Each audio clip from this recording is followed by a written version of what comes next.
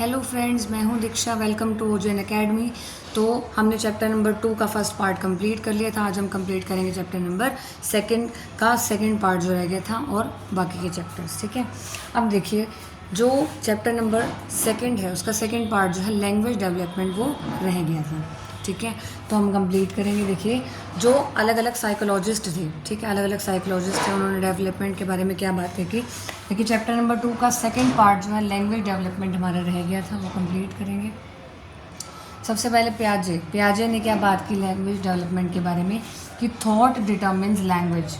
ठीक है, thought determines language, इसका मतलब ये है कि विचार जो है, विचार भाषा निर्धारित करता है।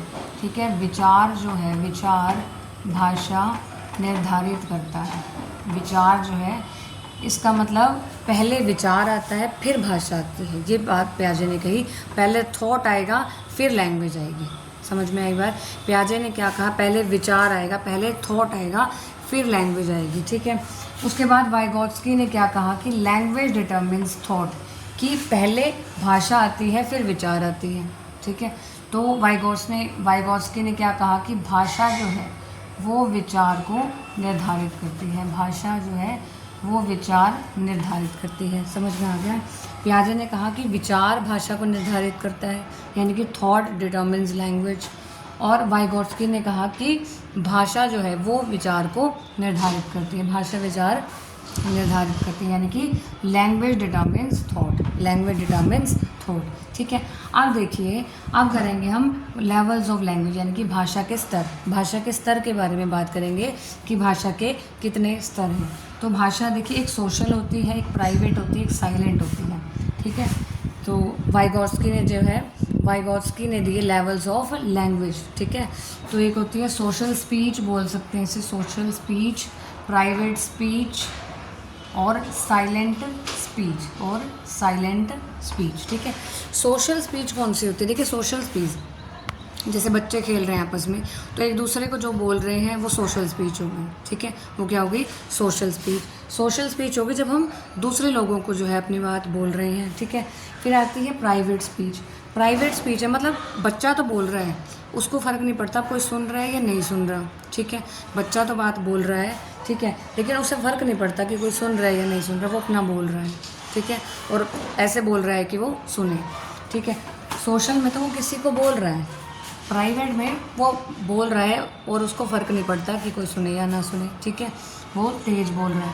साइलेंट स्पीच में तो ये मन में बात कर रहा है। साइलेंट स्पीच में जो बच्चा है वो मन में अपने आप से ही प्रश्न पूछ रहा है, अपने आप से ही उत्तर ले रहा है, तो साइलेंट स्पीच होगी मन में। और ये जो है दूसरे लोगों के साथ की हुई है, ये बच्चा अपने आप बड़बड़ा रहा है। ठीक है, प्राइवेट स्पीच अपने आप बड़बड़ा रहा है, चाहे कोई सुने चाहे कोई ना सुने, उससे फ़र्क नहीं पड़ता। तो ये 3 तरह की जो स्पीच है वो वाइगोत्स्की ने दी। उसके बाद आते स्किनर जो है, उन्होंने क्या कहा कि जो लैंग्वेज डेवलपमेंट है वो किस पे बेस्ड है? Simulation, reinforcement and association. ठीक है, किस पे बेस है? सिमुलेशन। ठीक है, देखिए अनुकरण पे बेस है। ठीक है, अनुकरण पे बेस है। सिमुलेशन मतलब अनुकरण पे, रीइंफोर्समेंट मतलब पुनर्बलन पे बेस्ड है, और एसोसिएशन मतलब साहचर्य पे बेस्ड है। तो स्किनर ने ये बात कही कि जो लैंग्वेज डेवलपमेंट है वो अनुकरण करने से आता है, रीइंफोर्समेंट से होता है, और एसोसिएट करने से, साहचर्य से। ठीक है, उससे जो है लैंग्वेज डेवलप होता है।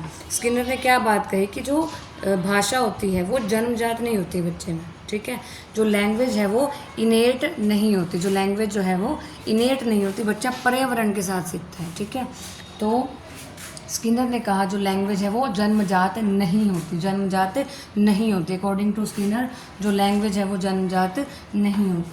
उसके बाद आते हैं नोम चॉम्स्की। भाषा के विकास में जो सबसे इम्पोर्टेंट माने जाते हैं नोम चॉम्स्की माने जाते हैं। इनका पूरा नाम क्या है? Noam Chomsky.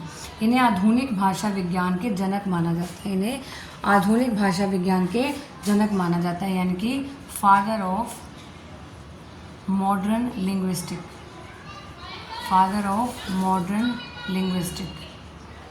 ठीक है, तो आधुनिक भाषा विज्ञान के जनक माना जाता है इन्हें, नोम चॉम्स्की को। ठीक है, फादर ऑफ मॉडर्न लिंग्विस्टिक। ठीक है, अब देखिए नोम चॉम्स्की ने क्या कहा कि जो लैंग्वेज है, ठीक है, जो लैंग्वेज है, तो नोम चॉम्स्की ने ये बात कही कि बच्चे जो है भाषा सीखने की जन्मजात क्षमता के साथ पैदा होते हैं। बच्चे जो है भाषा सीखने की जन्मजात क्षमता के साथ जो है पैदा होते हैं। मतलब एलईडी टूल, इसने बात की एलईडी टूल के साथ पैदा होते हैं बच्चे, एलईडी टूल के साथ, मतलब भाषा सीखने की जन्मजात क्षमता से जो है पैदा होते हैं। ठीक है, उसके बाद बात करेंगे बंडूरा की। बंडूरा जो है इन्होंने क्या कहा कि जो लैंग्वेज है, लैंग्वेज कैसे एक्वायर की जाती है, थ्रू विकारियस लर्निंग, मतलब विकृत शिक्षा से। विकृत शिक्षा से जो है भाषा जो है सीखी जा सकती है, भाषा का विकास हो सकता है। विकृत शिक्षा मतलब विकारियस लर्निंग, विकृत शिक्षा विकारियस लर्निंग से जो है भाषा का विकास हो सकता है। ठीक है, विकारियस लर्निंग का मतलब होता है रिवॉर्ड और पनिशमेंट। ठीक है, तो इन्होंने ये कहा कि जो बच्चा है वो रिवॉर्ड और पनिशमेंट इन चीज़ों से सीख सकता है। ठीक है, उन्होंने क्या इन्वॉल्व किया, रिवॉर्ड्स और पनिशमेंट को इन्वॉल्व किया। ठीक है, विकारियस लर्निंग के थ्रू बच्चा सीख सकता है। फटाफट से एक बार नोट कर लीजिए। पियाजे ने कहा विचार भाषा निर्धारित करते हैं। ठीक है, वाइगोत्स्की ने कहा भाषा विचार निर्धारित करते हैं। वाइगोत्स्की ने भाषा के स्तर दिए, सोशल स्पीच, प्राइवेट स्पीच और साइलेंट स्पीच। सोशल स्पीच क्या है, जो बच्चा दूसरों से बात करता है। प्राइवेट स्पीच जो अपने आप बड़बड़ा रहा है। साइलेंट स्पीच जो मन ही मन बात कर रहा है। स्किनर ने ये कहा कि जो लैंग्वेज डेवलपमेंट है वो किस पे बेस्ड है, अनुकरण पे, पुनर्बलन और साहचर्य पर बेस्ड है। चॉम्स्की ने कहा कि बच्चा जो है भाषा सीखने की जन्मजात क्षमता से जो है पैदा होता है, वो लेकर पैदा होता है। ठीक है, एलईडी टूल के बारे में नोम चॉम्स्की ने बात की, बच्चा एलईडी टूल के साथ पैदा होता है। बेंड्यूरा ने ये कहा कि लैंग्वेज जो है वो एक्वायर की जा सकती है विकारियस लर्निंग, यानी कि विकृत शिक्षा, यानी कि रिवॉर्ड्स और पनिशमेंट जो है उनसे बच्चा जल्दी सीख सकता है। फिर है देखिए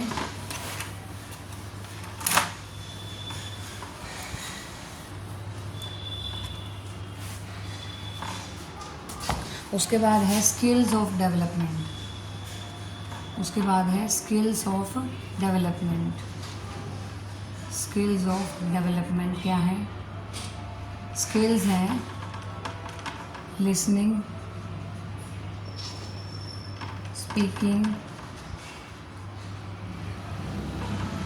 रीडिंग और राइटिंग।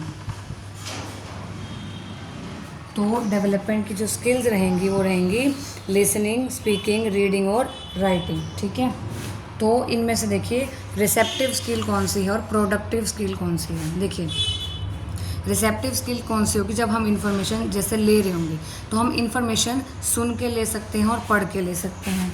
तो लिसनिंग और रीडिंग क्या रहेंगी, लिसनिंग और रीडिंग ये क्या रहेंगी, रिसेप्टिव स्किल्स, ये क्या रहेंगी, रिसेप्टिव स्किल्स। और स्पीकिंग और राइटिंग, स्पीकिंग और राइटिंग। अब देखिए रिसेप्टिव मतलब कोई चीज़, कोई इन्फॉर्मेशन हम ले रहे हैं, ठीक है, तो वो होगी रिसेप्टिव स्किल्स। और स्पीकिंग और राइटिंग ये क्या रहेंगी, प्रोडक्टिव स्किल्स, ये क्या रहेंगी, प्रोडक्टिव स्किल्स। मतलब जब कोई प्रोडक्ट जो है, जब कोई हम उत्पाद जो है वो सामने आ रहे हैं, ठीक है, हम अपने आउटकम प्रोवाइड कर रहे हैं, ठीक है, जो हमारे पास ज्ञान है वो हम जो है प्रोवाइड कर रहे हैं, वो प्रदान कर रहे हैं, वो कैसे करेंगे, बोल कर या लिख कर, भाषा का आदान प्रदान होगा, बोल कर या लिख कर। तो ये क्या रहेंगी, प्रोडक्टिव स्किल। तो ये थी स्किल्स ऑफ डेवलपमेंट। और इनका जो ऑर्डर रहेगा वो ऐसे ही रहेगा, इसको ऐसे याद करेंगे, LSRW, LSRW, ये जो है इसका सीक्वेंस रहेगा, ये जो है इसका सीक्वेंस रहेगा LSRW। ठीक है, आई होप ये था आपका चैप्टर नंबर 2 का सेकंड पार्ट जो कि आपका रह गया था। ठीक है, आप करेंगे चैप्टर नंबर 3। तो चलिए स्टार्ट करते हैं चैप्टर नंबर 3 जिसका नाम है heredity and environment. Heredity and environment. अब देखिए हेरिडिटी या फिर जेनेटिक्स के जो फादर रहेंगे उनका नाम है ग्रेगर मेंडल। उन्हें क्या बोलते हैं, ग्रेगर मेंडल। ठीक है, तो सबसे पहले हम देखेंगे लॉज ऑफ हेरिडिटी। हेरिडिटी के लॉज क्या हैं। सबसे पहला लॉ है law of continuity of germ plasm. ठीक है, मतलब बीज कोश की निरंतरता का नियम। इसके अकॉर्डिंग देखिए क्या है कि ये जो नियम है ये किसने दिया था, बीजमैन ने दिया था। ठीक है, और इन्होंने क्या कहा था कि शरीर का निर्माण करने वाला गुणसूत्र जो है वो कभी भी नष्ट नहीं होता। मतलब जो क्रोमोसोम है ठीक है, जिससे जो है बॉडी जनरेट होती है, डेवलप होती है, वो कभी भी डिस्ट्रॉय नहीं होता। तो शरीर का निर्माण करने वाला जो गुणसूत्र है, क्रोमोसोम है, वो कभी नष्ट नहीं होता। अगला जो लॉ है वो है लॉ ऑफ रिजेम्बलेंस, मतलब समानता का नियम। इन्होंने कहा कि जैसे माता पिता होते हैं वैसे ही संतान होती है, ठीक है। फिर है लॉ ऑफ वेरिएशन, ये था विभिन्नता का नियम, जो डार्विन और लेमार्क ने जो है प्रतिपादित किया, ठीक है। इन्होंने क्या कहा कि चिल्ड्रन, देखिए माता पिता जैसे संतान तो होगी लेकिन सेम नहीं होगी, एग्जैक्टली सेम नहीं होगी। चिल्ड्रन जो है वो एग्जैक्टली सेम नहीं होंगे पेरेंट्स के जैसे, बल्कि अलग होंगे। उसके बाद आता है लॉ ऑफ रिग्रेशन, प्रत्यागमन का नियम। उसके बाद आता है प्रत्यागमन का नियम। इन्होंने क्या, देखिए इसके अकॉर्डिंग क्या था कि चिल्ड्रन जो है, बच्चे जो है वो सामान्य गुण जो है वो एक्वायर करते हैं, ठीक है, रादर देन विशिष्ट गुण, मतलब स्पेसिफिक क्वालिटी की जगह जनरल क्वालिटीज़ जो है वो एक्वायर करते हैं बच्चे अपने पेरेंट्स से, ठीक है। उसके बाद आता है law of transmission of acquired traits, अर्जित गुणों के स्थानांतरण का नियम, ठीक है। इसके अकॉर्डिंग क्या है कि जो कुछ लक्षण होते हैं, कुछ ट्रेड्स होते हैं वो बाय बर्थ होते हैं, लेकिन जो कुछ हैं, ठीक है, बट सम ट्रेड्स, लेकिन जो कुछ ट्रेड्स हैं, ठीक है, वो क्या करते हैं, वो एक्वायर किए जाते हैं लाइफ टाइम। कुछ तो जन्मजात आएंगे लक्षण, लेकिन जो कुछ हैं वो लाइफ टाइम जो है एक्वायर किए जाएंगे, ठीक है। उसके बाद आता है लॉ ऑफ बायोमेट्री, ठीक है, जीव सांख्यिकी का नियम जो है, जीव सांख्यिकी का नियम, ठीक है। ये किसने दिया, गाल्टन ने दिया, ठीक है। बायोमेट्री का लॉ किसने दिया, जीव सांख्यिकी का नियम किसने दिया, गाल्टन ने दिया। इसके अकॉर्डिंग क्या है कि ज़रूरी नहीं कि बच्चे में सिर्फ माता पिता के गुण आए, बल्कि उसमें दादा दादी, नाना नानी और उनके पूर्वजों के गुण घटते क्रम में आते हैं, ठीक है। और डेवलपमेंट जो होता है हेरिडिटी मल्टीप्लाई एनवायरनमेंट होता है। अदर सिंबल दे दें तो गलत हो जाएगा, heredity multiply environment. I hope ये आपको चैप्टर नंबर 3 समझ में आ गया होगा।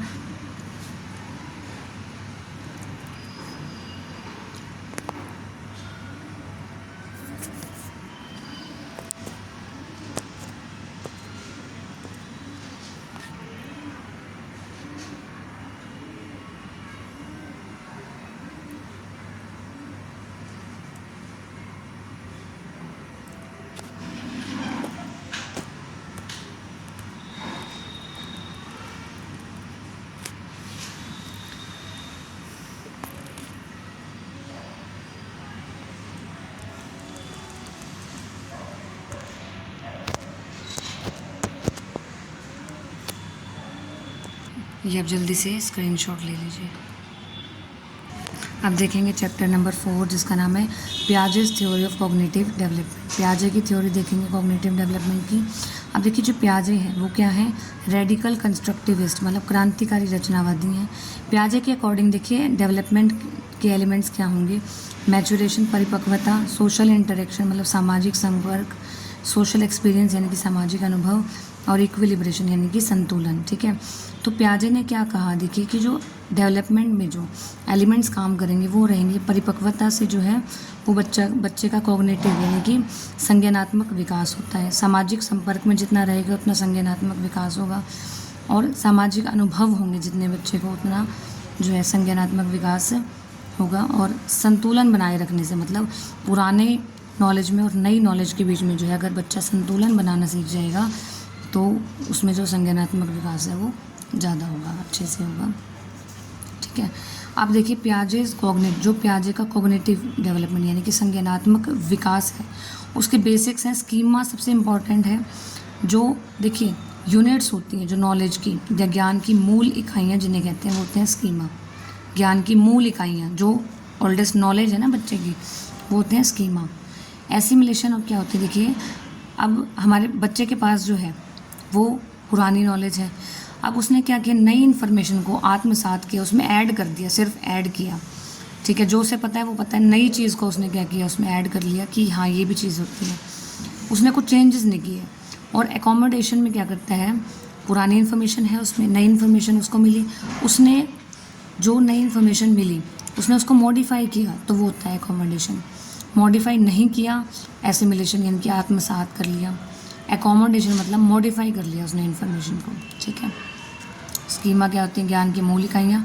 एसिमिलेशन मतलब नई इन्फॉर्मेशन को पुरानी में ऐड करेंगे बिना चेंज किए। एकोमोडेशन में इसमें इन्फॉर्मेशन को मॉडिफाई करते हैं, ठीक है। उसके बाद मोस्ट इम्पॉर्टेंट है ये 4 लेवल्स ऑफ कॉग्निटिव डेवलपमेंट, ठीक है। लेवल्स जो है कॉग्निटिव डेवलपमेंट के बहुत इंपॉर्टेंट है। सबसे पहले सेंसरी मोटर स्टेज, ठीक है। सेंसरी मोटर स्टेज जो है 0 से 2 साल के बच्चों के लिए होती है ये स्टेज, 0 से 2 साल के बच्चों की होती है स्टेज, ठीक है। तो इसे जो है स्कीमा स्टेज बोलते हैं, ठीक है। जब बच्चे जो है पुरानी जो उसमें नॉलेज होती है, सेंसेस से सीखता है बच्चा, इंद्रियों से सीखता है, अनुकरण करके सीखता है, देख के। ऑब्जेक्ट परमानेंसी मतलब वस्तु स्थायित्व, ठीक है। उसे पता लग गया कि यहाँ ये वस्तु है तो उसे लगेगा यहीं है। डेफर्ड परमानेंसी मतलब आस्थगित स्थायित्व, मतलब कोई चीज़ अगर उठा ली तो मतलब जो चीज़ है वो है, जो चीज़ नहीं है वो नहीं है, ठीक है। गोल डायरेक्टेड बिहेवियर, ठीक है। और रिफ्लेक्स एक्शन यानी कि परिवर्ती क्रिया करेगा वो, परिवर्ती क्रिया करेगा वो, ठीक है। रिफ्लेक्स एक्शन यानी कि मसल्स जो है डेवलप होती हैं उस टाइम। प्री ऑपरेशनल स्टेज आती है फिर 2 से 7 साल के बच्चों की। इरेशनल थिंकिंग यानी कि अतार्किक चिंतन होता है उस समय बच्चों का। लैक ऑफ रिवर्सिबिलिटी, ठीक है। तो मतलब अपलटावी अवस्था है ये, मतलब उसको रिवर्स करना नहीं आता, कोई चीज़ होगी तो होगी, मतलब वो बैक नहीं जा सकती, कोई भी चीज़ रिवर्स नहीं हो सकती। और इस समय जो बच्चे की थॉट होती है वो सिम्बॉलिक थॉट होती है, सिम्बल्स से सीखता है बच्चा। एनिमिज्म मतलब जीववाद, मतलब निर्जीव को सजीव समझना। इसमें जो है बच्चा निर्जीव को भी सजीव समझेगा। जैसे खिलौनों को, जैसे जो लड़कियां हैं वो गुड़ियों का शौक़ होता है, उनको गुड़िया से खेलती हैं, तो उन्हें वो जो है सजीव समझती हैं वो, ठीक है। तो एनिमिज्म क्या हो जाएगा, जीववाद, मतलब निर्जीव को सजीव समझना। बच्चा जो है भी ईगोसेंट्रिक होगा। इमेजिनेशन जो है बच्चे की स्टार्ट हो जाती है। उसके बाद है कंक्रीट ऑपरेशनल स्टेज, 7 से 11 साल के बच्चों की होगी।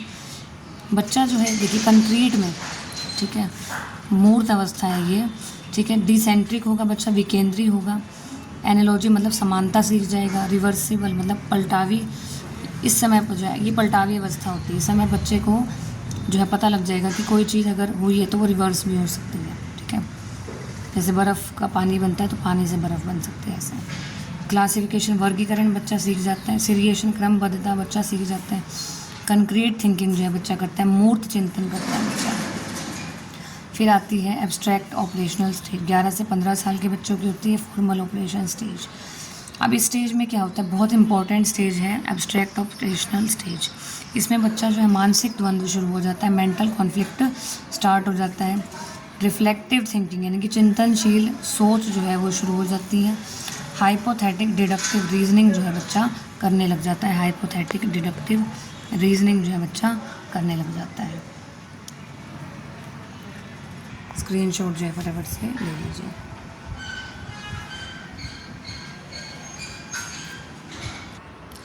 तो आई होप आपको चैप्टर जो है अच्छा लगा होगा तो लाइक सब्सक्राइब जरूर कीजिएगा। मिलते हैं नेक्स्ट वीडियो में नेक्स्ट चैप्टर के साथ, तब तक के लिए बाय बाय।